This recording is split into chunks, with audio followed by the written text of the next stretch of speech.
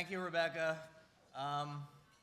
Every time I fly into this airport, which was an hour and a half ago, and drive through East Austin, my shoulders drop, my heartbeat slows down, and my butthole unpuckers. I miss it here a lot. Austin Film Society asked me to come and say a few words about their 40th anniversary. For me, it was an easy yes.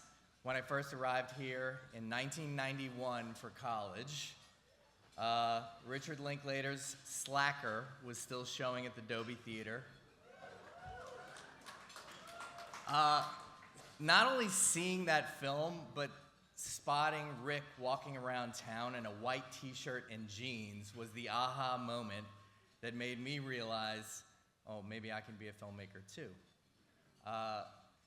It was always my dream, but before then I thought, I'm not a Coppola kid, I don't have $1 million, I can't even afford Final Draft screenwriting software.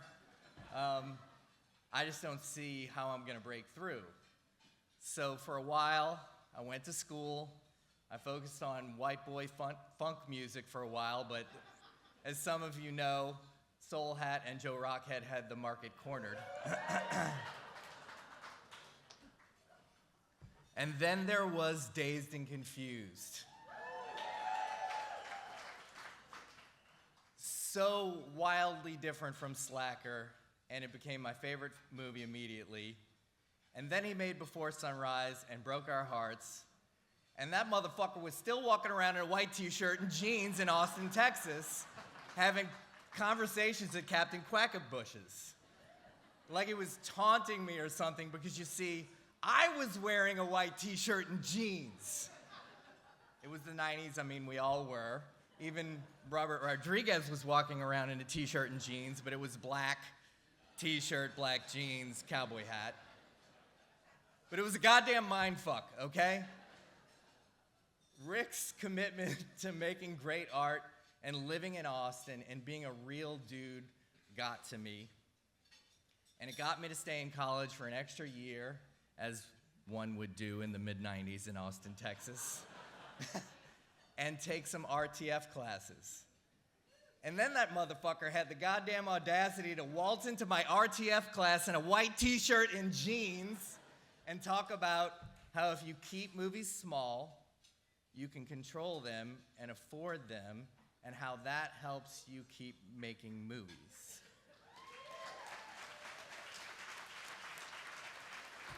So I graduated and felt like the universe was pushing me to start my own journey with my brother making movies, not a mile from where we are right now. And we made movies. We made a lot of movies, and boy, did those movies suck. But Rick was always there, and AFS was always there, encouraging us and everybody around us to just keep making art. So, for many years, we did what most people did in Austin in the 90s. We made art and we distributed it on our front lawns, like it was a goddamn hacky sack or some shit. We put our short films on Charlie Sottelo's Show with No Name at Austin Cable Access. We prank called Alex Jones with the Zellner brothers on our commercial breaks. We worked with everybody in town and showed our movies at backyard parties, and we learned what worked and what didn't. And I don't know how he did it, but it was that magical spirit of personal art making and community and collaboration that Rick codified so perfectly in the creation of the Austin Film Society. AFS takes the kind of validation that we filmmakers give each other one-on-one, but builds it at scale. AFS supports the development of an entire community that shows up for each other. Rick built a legitimate filmmaking capital right here in Texas. A young person who might never have seen themselves in the film industry, this guy, can now access an AFS training program and get a job or greenlight their own project.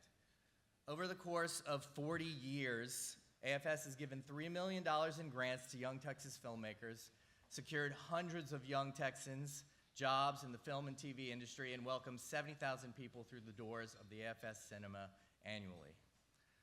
Oh. And that cable access building is still standing, and now the Austin Film Society is running it. So I guess I just want to say thank you and congratulations to Richard Linklater, Rebecca Campbell, and the Austin Film Society for helping me and so many others keep going when everything pointed to quitting, and for making Austin and Texas a better and more wonderful place to live and make art. Okay, so